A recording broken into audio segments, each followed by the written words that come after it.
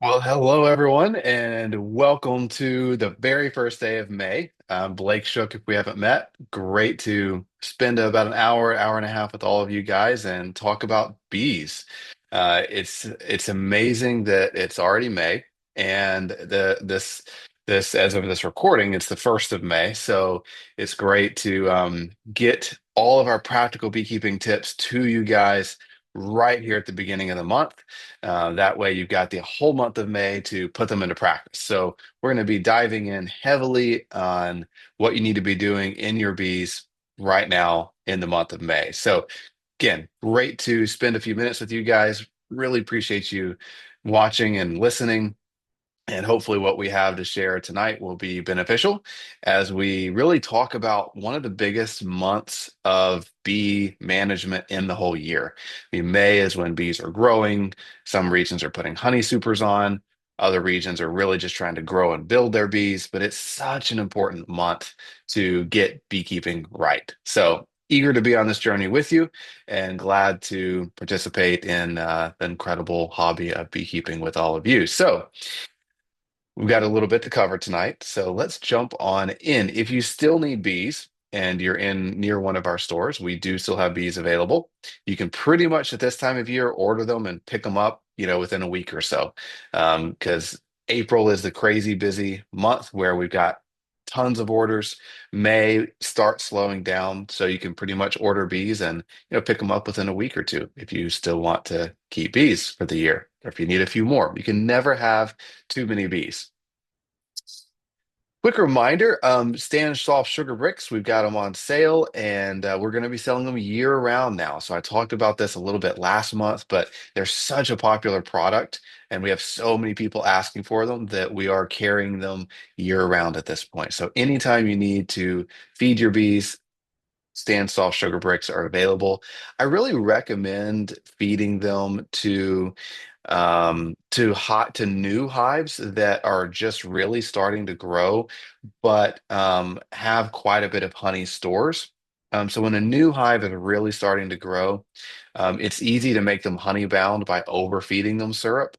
So if they have more than, I'm going to say, 2 or 3 frames full of honey, I would give them a sugar brick so that they don't get too honey bound. If they've got less than 2 or 3 frames full of honey, then I would go ahead and give them a liquid syrup. But sugar bricks are a great way to give your bees a little bit of food if they don't need, a whole gallon of syrup, for example. Our bee warranty is in full swing. So everyone that purchased our bee warranty last year is going to be picking up their free hive in a couple weeks that was replaced with that bee warranty. So if you're nervous about losing your bees, then you can buy one of our bee warranties and then we will replace them next season if you have a loss. So scan that QR code if you'd like to protect your bee investment for the next year. So that is something that I highly recommend. Um, Getting a little note that my audio may be messing up. If you guys see or hear, if you see my audio messing up, that'll be really interesting. Definitely let me know. But if you hear my audio messing up, just put it in the chat box and I'll be happy to try something different. Um, all right, Sherry, tell us what we got going on our May topics here. And of course, I'm the one that's telling him that your audio's messing up. I don't know I'm what so to do without sorry. you, Sherry. Sherry's always texting me like, "Oh no, the video froze or audio's messed up." So I And it's thank you, Sherry. amazing that we can I'd never know. kind of stay focused, isn't it? That we're sitting there going back and forth. Well, it's like what, 5 years now of practice. So I was it's telling somebody that while ago that we started, wasn't it? Was it June or July of 2020? wow. So we're coming up on 5 years. It's We are. incredible. And I actually think I've only missed one, and I think you've only missed one. Wow, we are dedicated. That's incredible. We love y'all so much. Look what we do. Hey, we do. I think we have a blast. So it's Always. all good. Okay, so that's my cue. All right. So you notice my page looks a little bit different this month. So y'all are probably tired of me changing things up, but that just get over it because I continue to do that. I like things to stay fresh, and we like things to stay fresh. And in order to do that, we have to continually be improving, right? And one thing that has driven my little OCD brain nuts over the years is the more articles we pack in to that website, the more difficult it becomes to find them. And you cannot imagine the arduous task of organizing that. I probably am not off when I say we've got over 1,000 articles on there. Maybe we don't, but it sure seems like it. So what I'm trying to, I can't take credit for all of it, is we're trying to streamline that. So for now, you're going to see the new content show up on the Beekeeper blog. And the reason I'm doing that is I want it to all be easily accessible while we reorganize and get things kind of a little better searchable. So I put this is what it looks like on the screen. So go to Be Help and Answers, and then there's these icons as you scroll down. Click on Beekeeper's blog, and that's where the content's going to start appearing if you're doing it outside of getting the email. Because I just had someone ask me, they've not been getting the emails since the magazine change. Well, if you're not getting a weekly article, then please go on to TBS monthly articles on that choice on our menu and re-sign up. Find somewhere. There's lots of places you can sign up for things on our website. Sign up, and that will get you an email. And you'll get 2 a week. And I promise we're not going to blow you up more than that. But one of them is educational, and that's me. Okay. So, and I love doing that.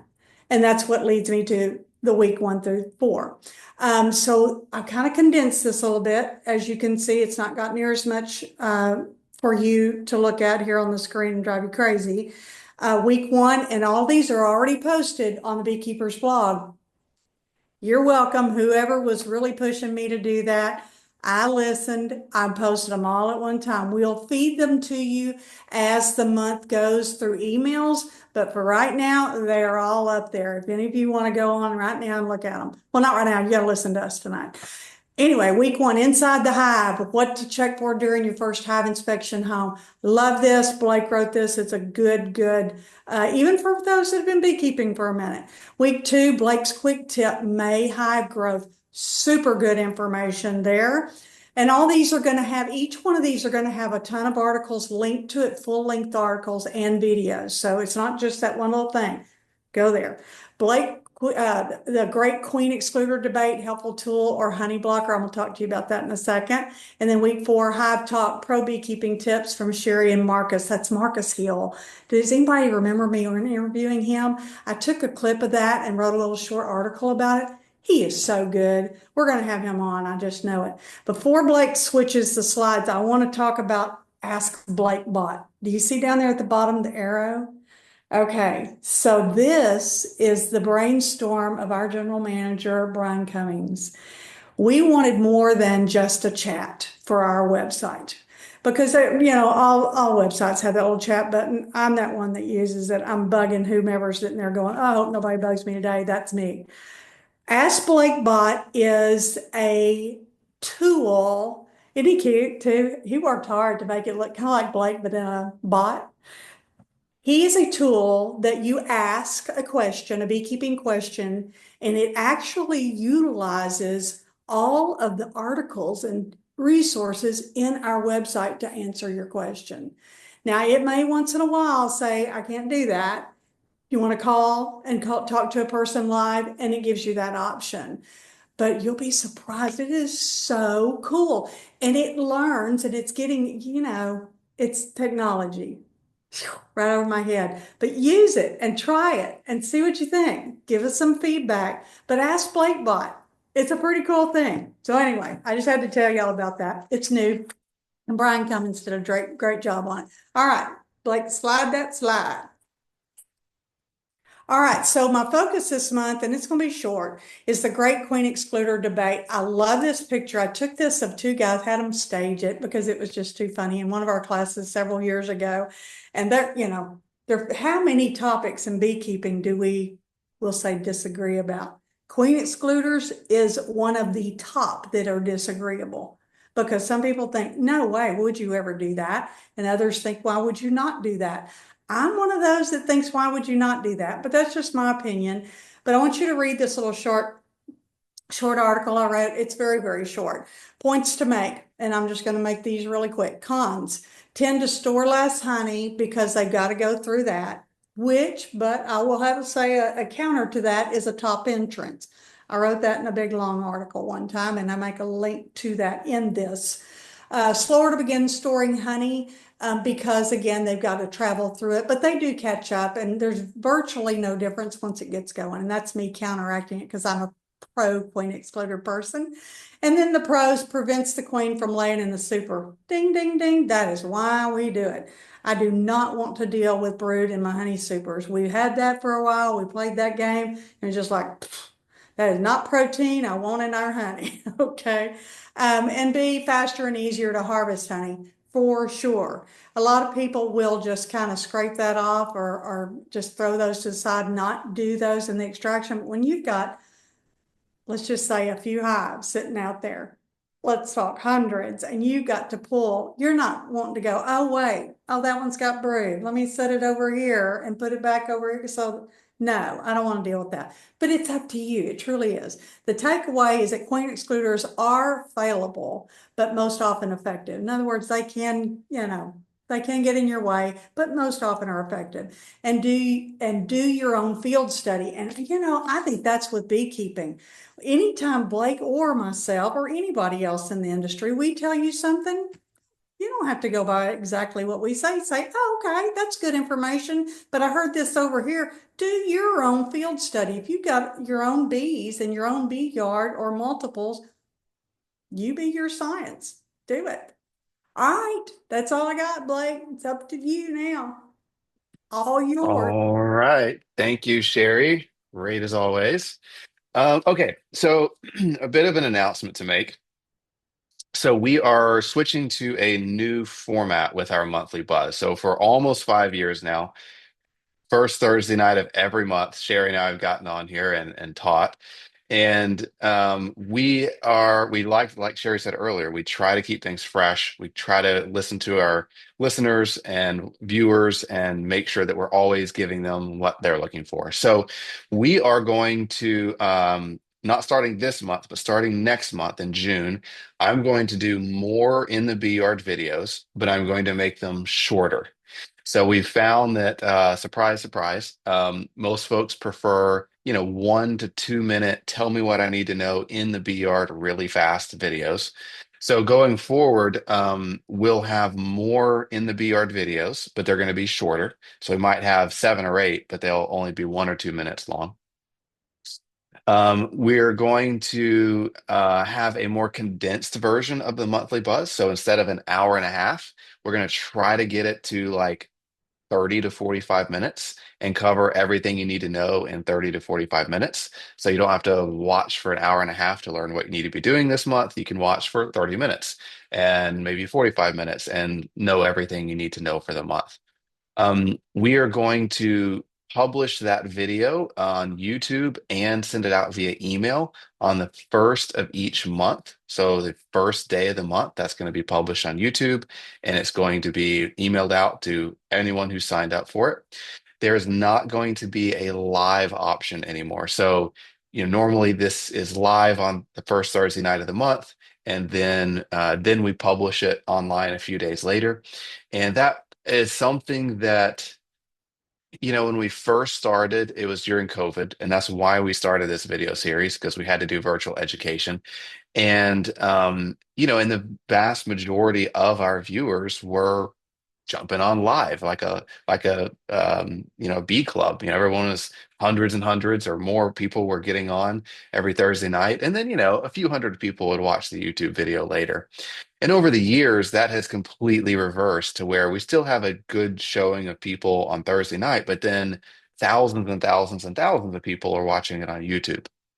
Um, so to allow Sherry and I to, after 5 years, have our Thursday nights back, and we think we can do a better job pre-recording it. and then just publishing it on YouTube. And we want to switch some things up that are tough to do with a live audience that I think will be ultimately a better education experience for all of you. So a little bit sad, but we have a couple really cool ideas in addition to the monthly buzz that we hope to be launching this summer that will bring back in that interaction with you guys. So we're looking at some YouTube lives where, or just some strictly Q&A type formats where you can still jump on with Sherry and I once a month if you want to, and interact with us, or some format where you can ask questions of us. So it's not going away completely, the live portion, but we're rethinking that as a different program. And the monthly buzz, we're going to be shortening it, publishing it the first of every month, and you'll get that on YouTube, or it'll be emailed out to everyone on our mailing list. So with that, let's jump out into the bee yard. I've got quite a bit to cover in the bee yard because it's such a busy time of year. So let's jump out there and see what the bees have been up to. Should you use a queen excluder? It's a great question, and one that beekeepers have been debating about for years. You know, some beekeepers they don't call them queen excluders, they call them honey excluders. And other beekeepers swear by them, say it's the greatest thing on the planet, and every beekeeper should use them. And when you have two parties that adamantly think so opposite, you know, oftentimes in beekeeping anyway, the answer is you can kind of go either way. there's not a clear right or wrong. And that's very true when it comes to queen excluders. It's preference based. You don't have to use a queen excluder.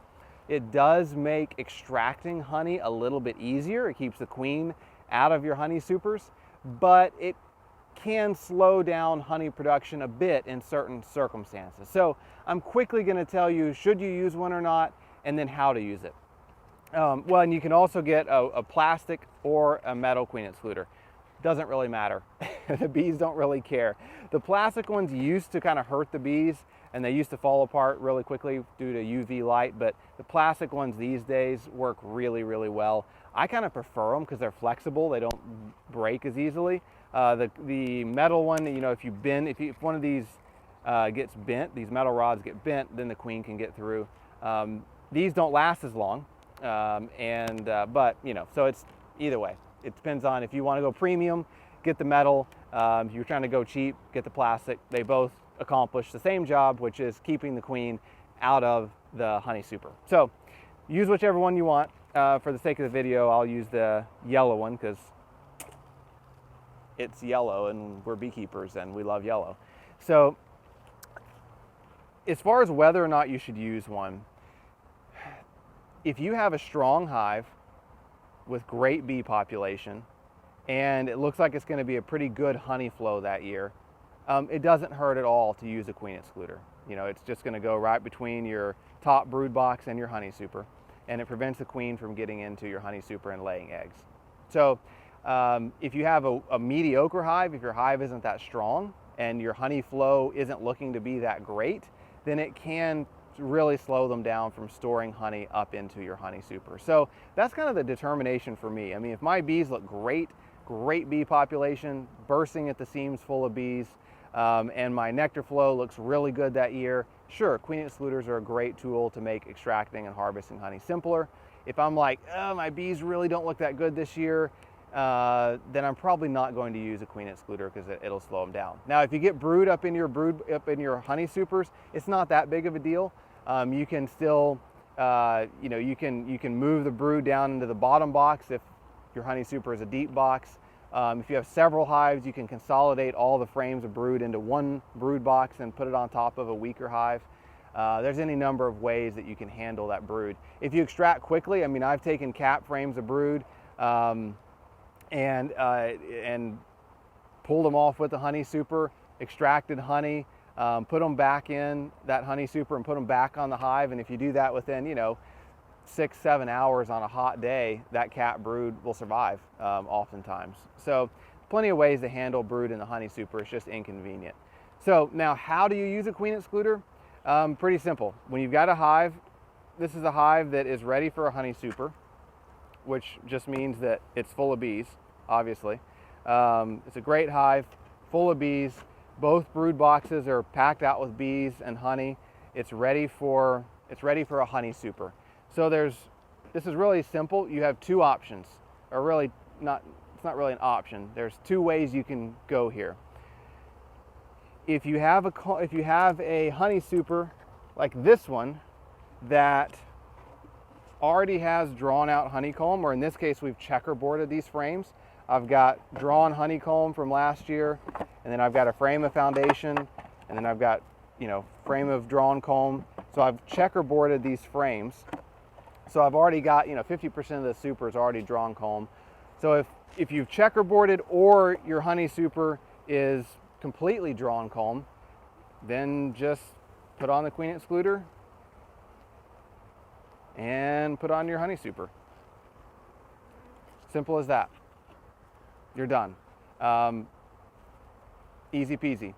Now, if your honey super is all foundation, so if this is your first year in beekeeping, and like this super, everything is just foundation, undrawn comb, then you don't want to put the queen excluder on yet, because the bees will not move through the queen excluder to draw out foundation. Now, if there's already comb up here, like in the previous super, they'll move right through and start drawing out those checkerboarded frames of foundation, but that pre-existing comb will draw them right through that queen excluder. They won't move through that queen excluder to draw out a super that has no previously drawn comb in it. So in that case, I'm just going to not use the queen excluder yet. I'm going to put this box on. I'm going to be feeding my bees probably for a couple more days so they get started drawing out this honey super more quickly. And once they've got about a fist-sized piece of comb drawn out on these middle 3 or 4 frames of foundation, then I'm going to pull off the super. I'm going to shake all the bees out because I want to make sure my queen isn't up there. Put on my queen excluder and put my honey super right back up on top. And now that the bees have gotten started drawing out that foundation, they'll continue moving through that queen excluder now that they can smell it and they've already gotten started. So it's as simple as that. By the way, one of the reasons I love this yellow, here at the Bee Supply, we made these queen excluders yellow because it's so easy to see. When you're looking at your bee yard, you can easily and quickly see, oh yeah, that one has a queen excluder, because that yellow really stands out. But yeah, simple as that. And then that queen excluder just stays on until you harvest honey. And then the queen excluders should always come off when you harvest honey, and they can stay off until you're ready to put supers on next year. So when is it time to add your first brood box? So this hive obviously is just a single story hive that we split about a month ago. So let's see if it's ready to add a honey super or not. Now, look fast. The best time to gauge bee population is right when you open the lid. So this hive, they've got 8 frames and a feeder. And looking down between these frames, you can see that all between the frames are pretty full of bees. Now I've got some bees hanging out over here on the side, but I can see daylight, between frames here. So it's not completely packed full of bees, but of the 8 frames, about 7 of them are covered in bees. So what I'm going to do is I am going to go ahead and add a brood box to this hive. They've got brood, they've got a lot of bees, they've got eggs and larvae, they're growing, they're storing honey, and so, it's time to go ahead and add that box. I tend to err on the side of adding my second brood box, or even my honey supers, a little too soon rather than too late. So even if I'm like, is it 70 or 80% full, I usually go ahead and add a box. As long as they've got a healthy queen, they're laying, it's 70 to 80% full of bees, whether it's a brood box or a honey super, I'm going to go ahead and add that box. Something that's just really fun. Check that out.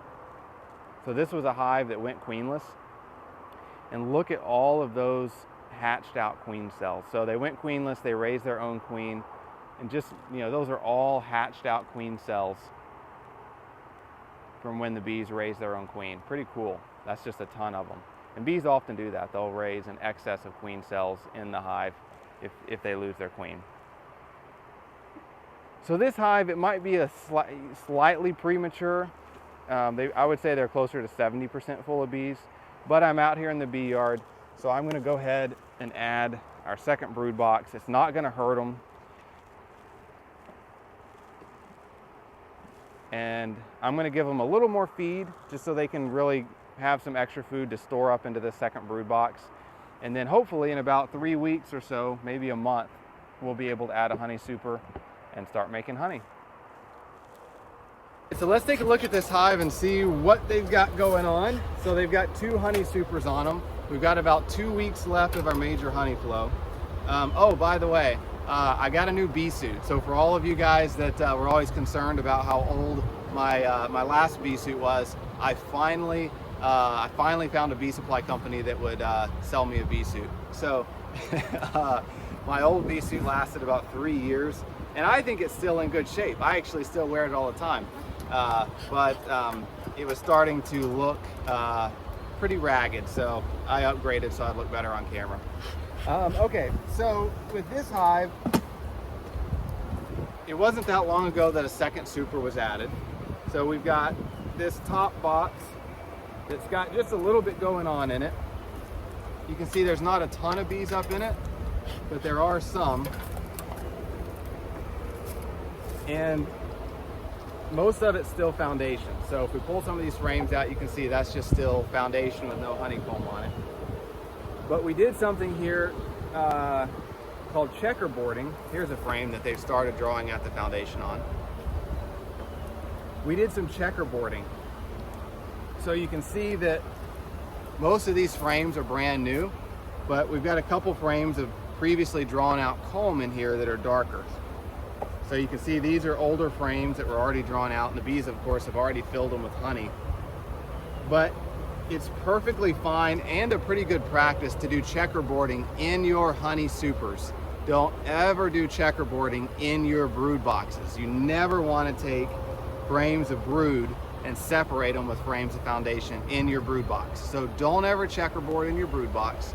But up in your honey supers where there's only honey, it's perfectly fine to take previously drawn out comb and do 1 frame of foundation, 1 frame of comb, 1 frame of foundation, 1 frame of comb.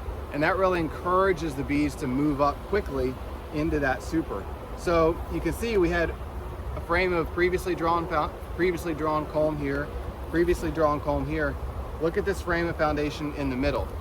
The bees have drawn it out very, very quickly. And if you look on either side of these frames of comb that we added, the bees have also started drawing out the foundation quickly on those.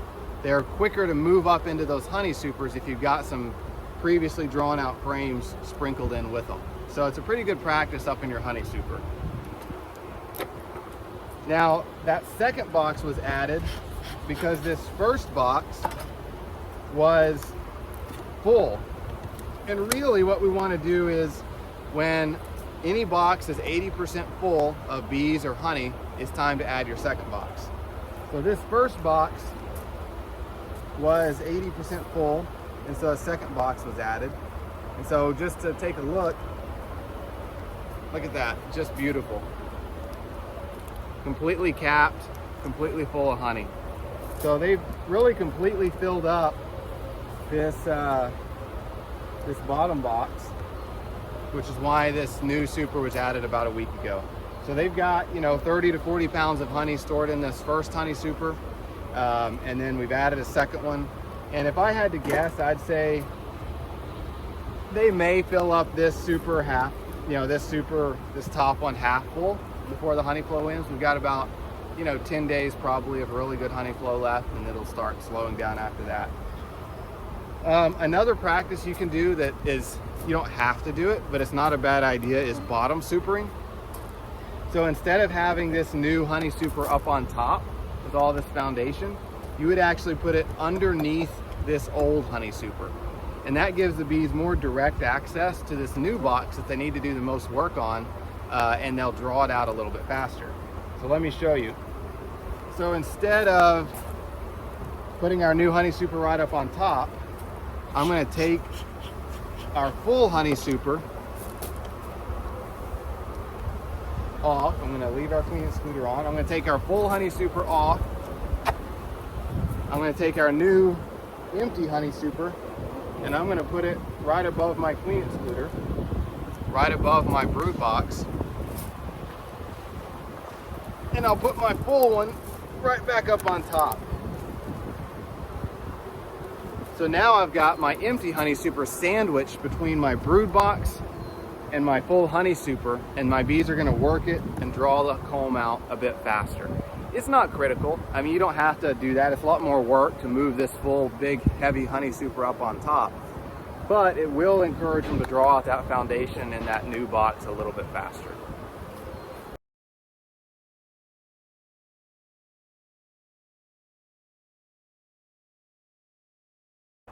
So this hive is a really good example of what to expect your first year in beekeeping. So this was a brand new NUC, only 3 or 4 weeks ago. So it's a new NUC that was recently installed into a hive.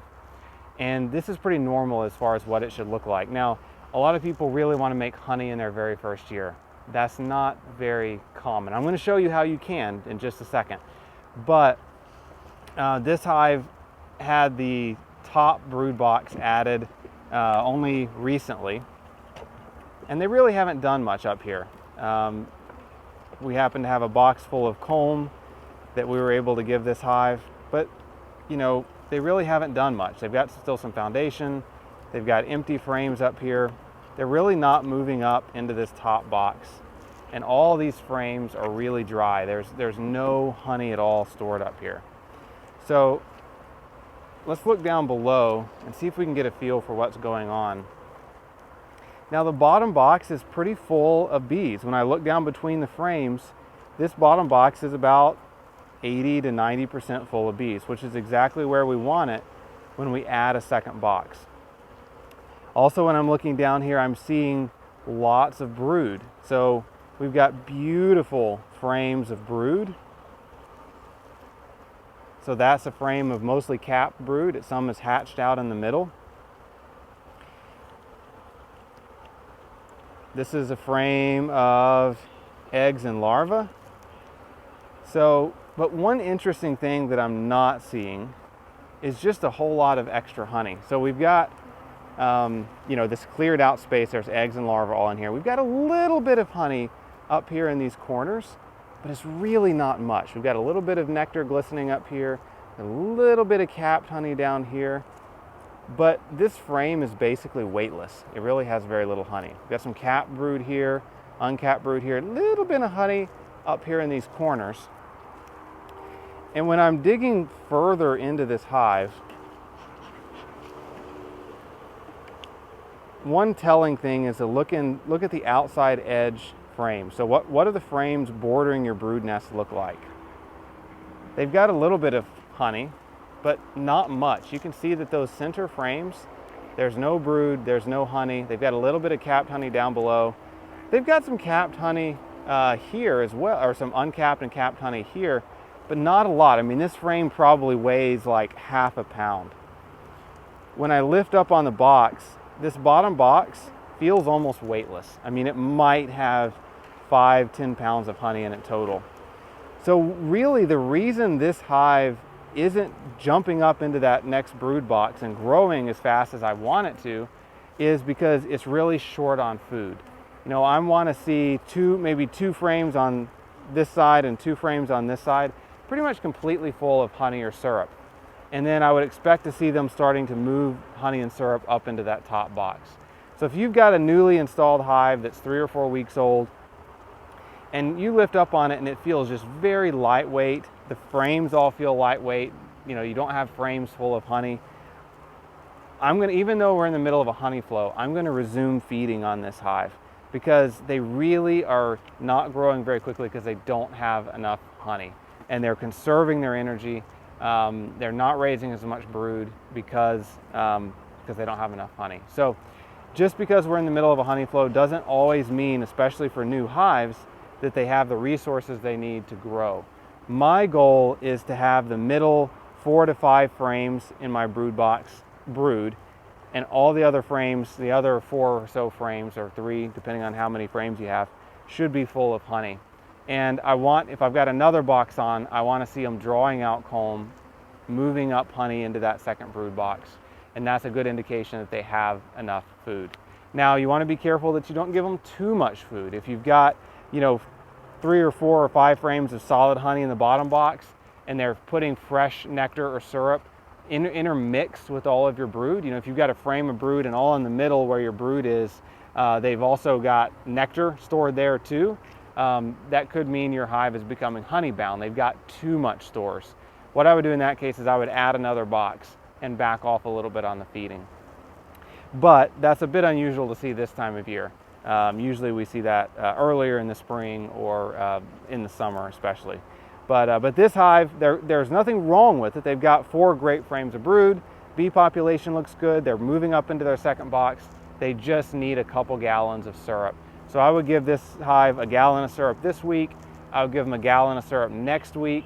And then maybe that third week, start cutting it off to maybe a half a gallon. And so 2.5 to 3 gallons of syrup should get this hive back up to where they need to be.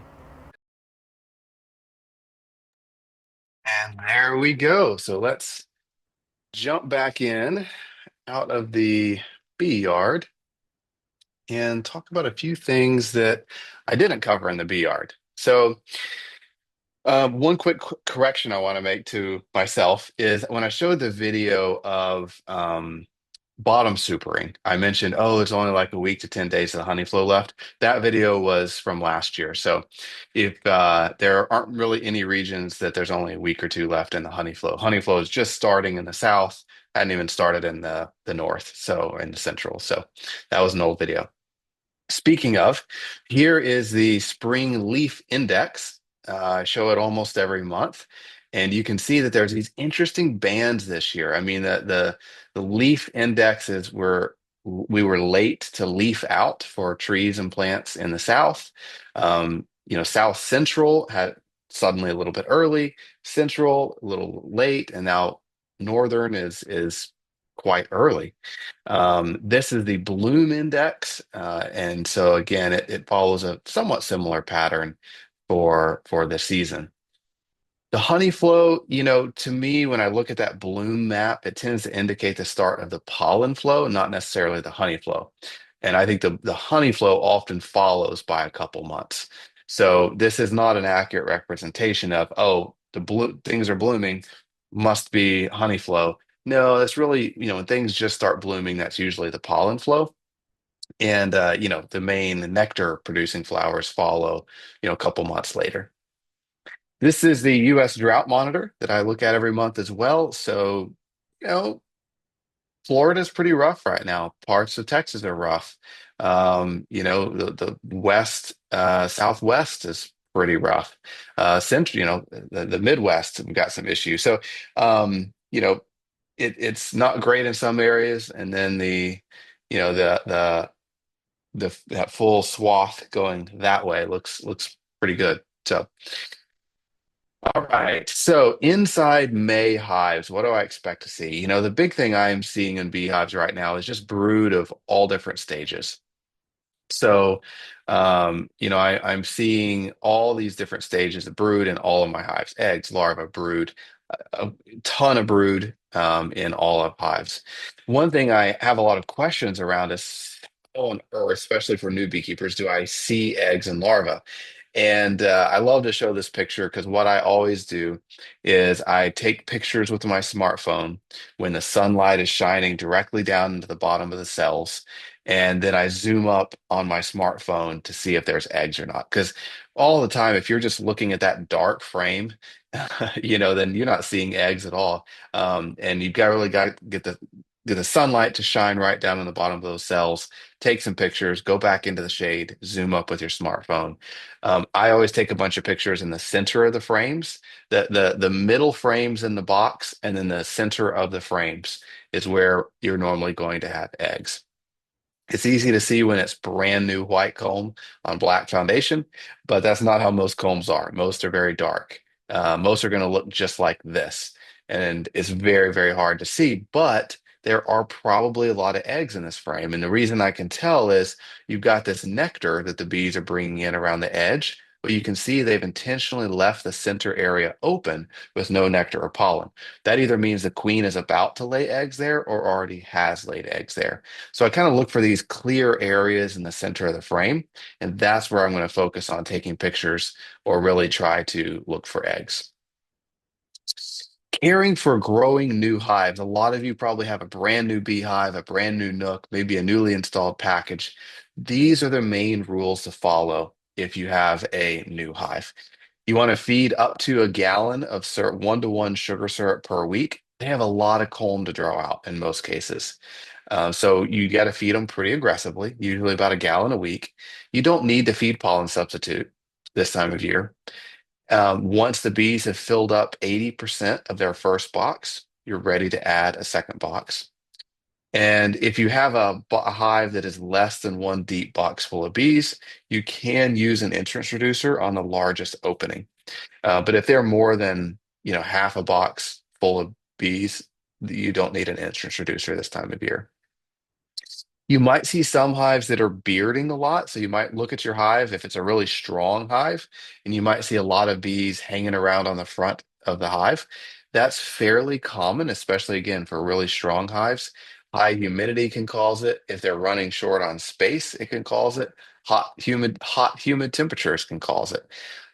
Whenever I see a big beard of bees or a lot of bees on the front of my hive, I'm just going to look inside of it. And then about 50% of the time, they look fine. About 50% of the time, they actually need another box. So it's a good sign. It means you've got a good, healthy hive with a lot of bee population. But I'm always just going to look inside. And if my top box is 80% full of bees or more, I'm going to go ahead and add another box.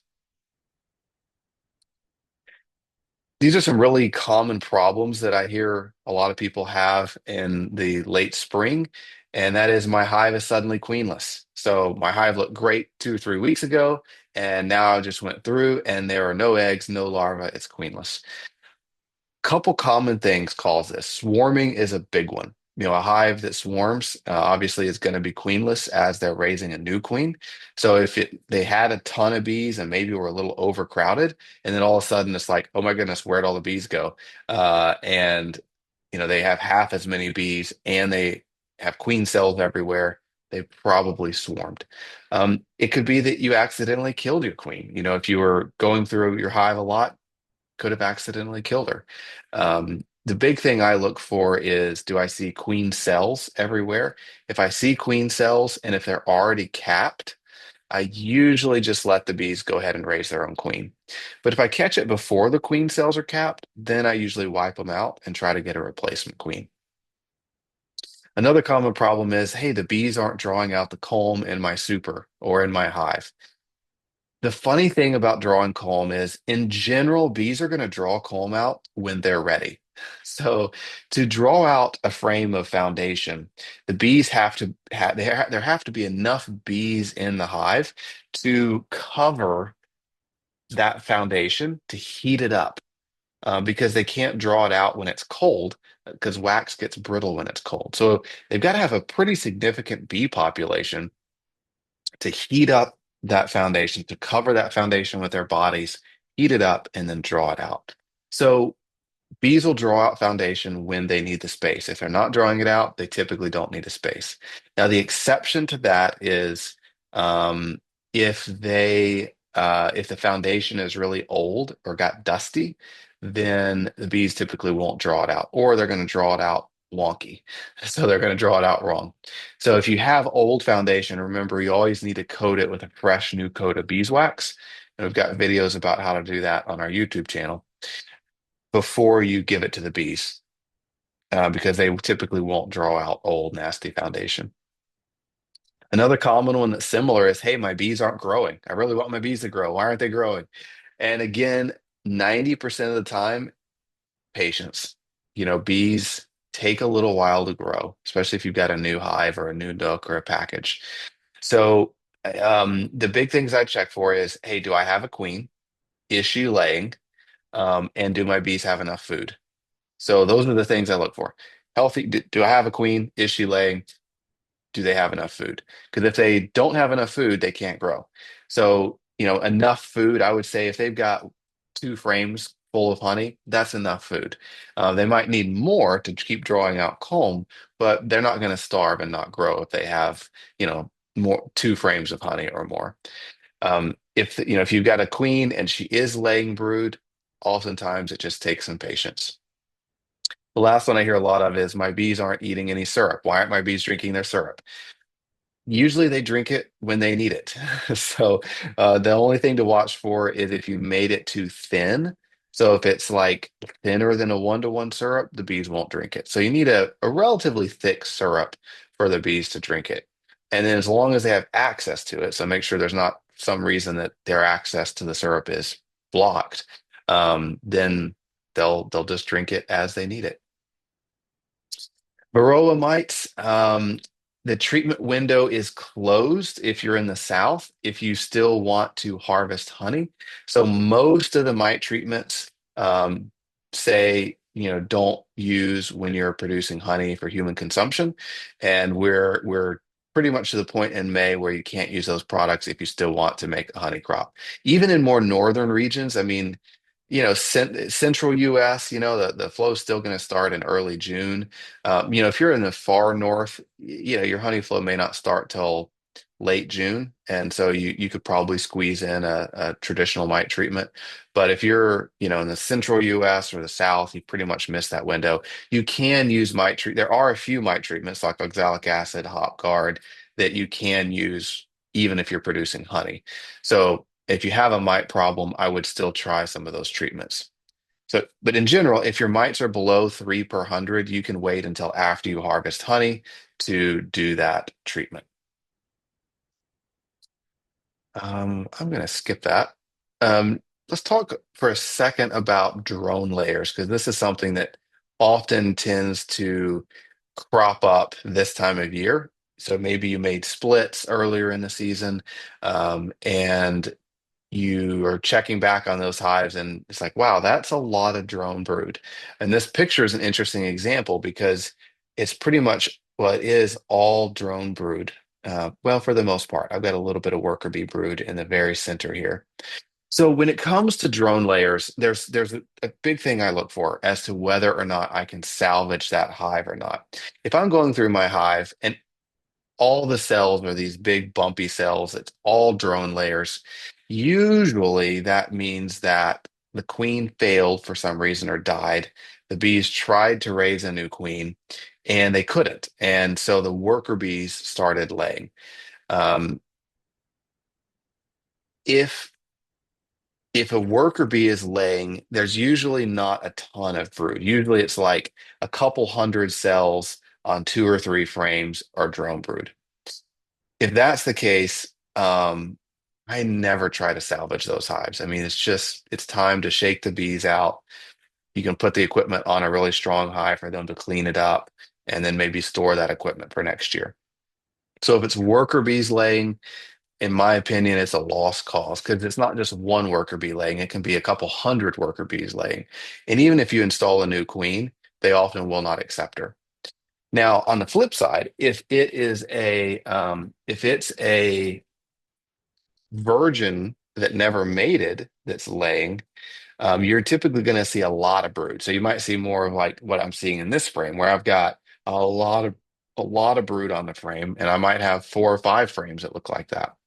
In that case, if I can find that virgin queen and kill her, then I can replace her with a mated queen. So that's kind of what I try to decide is it a queen, a virgin queen, or is it laying workers? If it's laying workers, I don't even try to save it. If it's a lot of brood and a laying virgin, then I will try to find her and kill her and give them a new queen. Something else you might see this time of year is small hive beetles and wax moths. So the big guy on that picture, that's a wax moth. So they're big, they squish really easily. The little guy is small hive beetle larvae, and they are very rubbery and very tough. If you have to squish really hard to squish a small hive beetle larva. Now, when to be concerned. So the general teaching is, you know what? You never want to see either of these larvae in your hive. If you do, it's a problem. And in most cases, that is correct. So it's common to see small hive beetles. So the black adult beetles are very, very common. Every hive's going to have them. But the larva you never want to see because usually what that indicates is that the bees aren't strong enough to defend themselves against larvae. It's a sign that something else is wrong with your hive that has them so weak they aren't able to defend themselves against these larvae. In most cases, on a strong hive, they'll pull those larvae and throw them right out the front door. So usually, if I see these larvae, I start looking for, okay, what else is wrong? Did my queen fail? Do I have a Varroa mite problem? What else is going on? And I try to fix the original problem.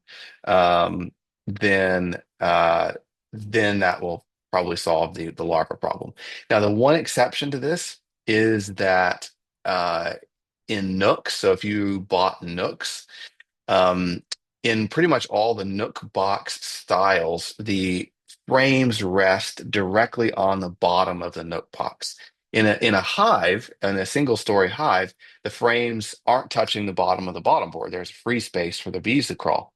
In Nooks, for whatever reason, they sit directly on the bottom of the box, and the bees can't get underneath those frames to clean out pests. So you often get these larvae kind of living underneath the bottom of these frames. And then as soon as you pull those frames out and transfer them into your hive, you might see those larvae in the bottom of the Nook box. Typically, the bees clean them up. Now that they can get to them, they'll instantly clean them up, throw them out the front door, and it's not a big deal. So that's kind of the only time I see larvae where I'm not concerned. Otherwise, I am concerned. So this is what damage can look like from small hive beetle larvae. The picture on the left here, they kind of make a slimy, ooey mess of the honey. And so that's kind of what you're seeing there. And then on the right, you're seeing that webbing is caused from the wax moths. So if you're seeing this, your hive's probably pretty much a goner. I mean, if it's gotten to the point where they're actually sliming the comb and creating this webbing, something's majorly wrong with your hive.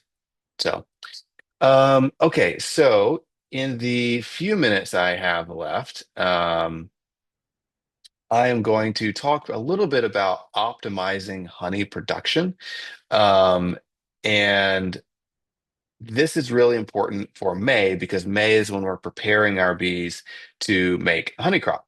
And so I'm going to run through this to teach you hopefully how to optimize um, your crop so you make as much honey as you possibly can. The first thing is location, location, location. And that's something you have the least control over as a beekeeper because you're not a commercial beekeeper. You're not able to pick up all your hives and move them to a different state. You're kind of locked into your area. So some questions, are you urban versus the country? Both can make great honey crops. I mean, I sometimes I see better honey crops in urban areas because everybody's watering their flowers. Um, Farming versus monoculture, farming or monoculture. If there's a lot of farming in the area, not always a good thing. Um, Keep in mind, though, your bees are foraging in a 2 to 3 mile radius of wherever your hives are. So what you've got in your backyard is completely irrelevant, unfortunately. They're foraging thousands of acres, in a multi-mile radius. So really see what's going on in your neighbors' yards and your neighbors' fields and then the parks in your area. And that's your bees are going to be foraging off of. Hive strength is everything. If you've got a really strong hive, they're going to make honey. Um, and so many things play into this. If you make splits, when did you make splits? If you requeen, when did you requeen? How strong are your bees coming out of winter? Ideally, you want all the brood boxes completely full of bees, brood, and honey before your honey flow begins. So that's really the goal. When you're raising hives as you want, whenever your honey flow starts, they need to be fantastically strong by that point. And one of the ways I make the most honey crop I can is I strategically feed.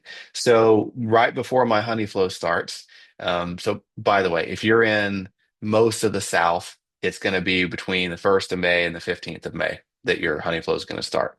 Most of the central US, you're going to be like May 15th to June 1st. The northern third of the US, generally speaking, is going to be mid-June. So it gives you some rough parameters. But a couple weeks before my honey flow begins, I start working on making sure that my two brood boxes are pretty full of bees, brood, and honey. Because whatever nectar the bees bring in, they've got to fill up those two brood boxes first before they're going to put anything in my honey super. So my goal again is I want to have filled those supers with cheap syrup, so that when they bring in the expensive honey, instead of filling up the brood boxes, they just store it right in the honey super. When to add your super? Well, what are your bees and what are the flowers doing? So I always learn in my areas what the trigger flowers are, right? So I know that certain flowers indicate that my honey flow has begun. And so learning what flowers those are is really helpful. And then watching the bees, if they're bringing in fresh nectar and filling up frames with fresh nectar and drawing out beautiful white new comb on the top bars, that's a good sign. You can also take, some honey, put it in a little dish and put it 20 or 30 feet away from your bees and leave it for a couple hours. And if there's bees robbing all over it, eating it, your honey flow hasn't started. If the bees are completely ignoring that honey you put out, your honey flow started. Um, when to add a super, is it within the parameter of when date wise the flow usually starts? How strong are your bees? Doesn't matter if the honey flow is started or not. If your top box isn't 80% full, there's no point in adding a super. So until that top box is 80% full of, bees and honey, or syrup, there's no point in adding a super. Yeah, paying attention to flowers is everything. So learning your local forage is incredibly helpful. Oh, I mentioned whitening up the comb. This is what it looks like. So this is, you can see that the bees are adding that white new comb. And yeah, they're adding that new white comb, and that's an indicator that the honey flow's getting going.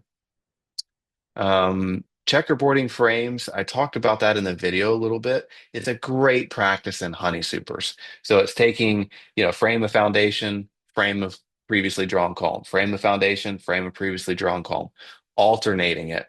And that way the bees don't have to draw out an entire box of comb, an entire box of foundation. They can, draw out half a box at a time because you've alternated it, which is much easier for them. And then they're also much more likely to move up into the honey super if you've already got drawn out frames. So it kind of attracts them up into that box. And I would never do this in brood boxes. So I only do checkerboarding in supers. Now, if you're a real pro, you can do some limited checkerboarding under certain conditions in your brood boxes. And if you if you're a pro, you know what I mean, and you know how to do it. If you're new to beekeeping, don't do it. Just stick with checkerboarding and the honey supers. What super size should you use? Well, totally up to you. You can use deeps, you can use mediums, you can use shallows. I would say it's completely up to how much weight you want to lift. A deep box completely full of honey is about 80 pounds. Medium box completely full is about 40 pounds, and a shallow is about 25 to 30 pounds. So how much weight do you want to lift is what you'll need to answer there. Queen excluders, Sherry talked about that. I talked about it in the bee yard, so I'm not going to touch it here. When is it time to add a second? I'm going to say a second super because we already talked about brood boxes. Really simple. When your first super is 80% full, time to add your second super. So, when should you stop adding supers? I stop adding supers when I'm in the final week of my honey flow. Most honey flows last 4 to 6 weeks. So once those major honey producing flowers start dying, I'm typically you're not going to add another honey super. So usually again, the bees are not storing as much nectar. My major nectar producing flowers are starting to die. I'm going to not add another super, make them really fill up and cap what they've already done. rather than continuing to add supers. You can add two supers at once. So if you're early, if you're in the first half of the honey flow, maybe you don't live nearby your bees, you can absolutely add two honey supers. I would just make sure that it's a really strong hive. So if I've got a hive that's two deep boxes, packed full of bees, packed full of honey, then you bet at the beginning of the honey flow, I'll add two boxes, and then I won't have to come back as soon. What is bottom supering and should you do it? Touched on that on the video as well. Bottom supering is really simple. If you already have one super full of honey, instead of putting the next super on top, you're just going to put the new super on the bottom and move that super full of honey up on top. I would say if you have drawn comb, it doesn't matter. I would just top super. If you have a box of foundation, the bees will draw out foundation faster if it is right above their brood nest. So bottom supering, I do recommend if you've got a lot of foundation. If you've got drawn comb, nah, don't worry about it.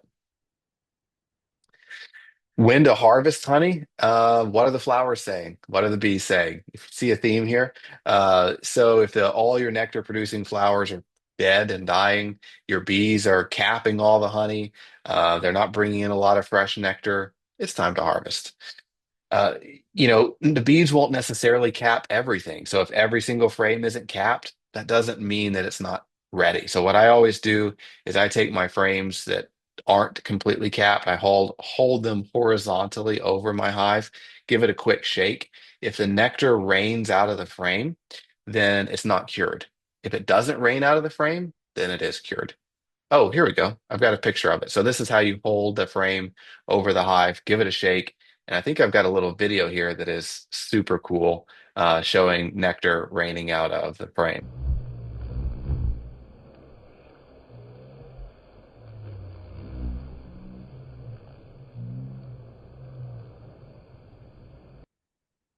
I'm gonna play that one more time just because it's so cool. You can see how much nectar. This was in almonds in California. You can just see that nectar raining out. Clearly, this frame is not cured. So that honey is not ready yet.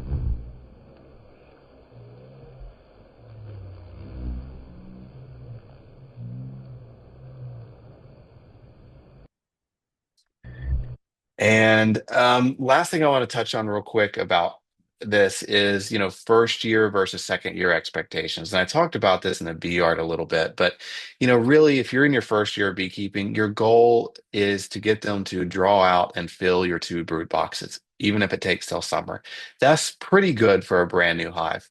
Year two, when they've already got all that comb drawn out, is when you're able to make a surplus honey crop. So year one, getting both your brood boxes drawn out and full of bees, that's your primary goal. And that would be my expectation. Making a whole bunch of honey in your first year isn't normal. Normally doesn't occur. When to stop feeding in the spring? If you've added your first honey super, then it's time to stop feeding. Simple as that. If your bees are becoming honey bound and are backfilling the brood nest with syrup, you need to stop feeding. That's fairly common when hives are trying to grow. And the way I check for this is, I want the queen to always have lots of room to lay in the bottom brood box at least.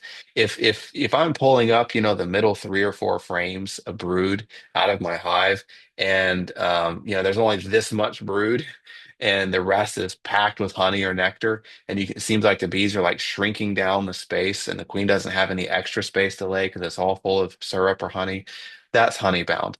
And that's when I'm going to stop feeding, maybe add another box so that they can clear out some of that honey or syrup so she's got room to lay. Oops, goodness. Okay, so that is how you optimize honey production. And hopefully you get some goodness out of that and can produce a good honey crop this year. So thank you for joining us. It's always a pleasure, and cannot wait to see you all in June, where we'll really get into honey production, honey harvest, final supering, and then we'll start talking about keeping your bees healthy through the summer.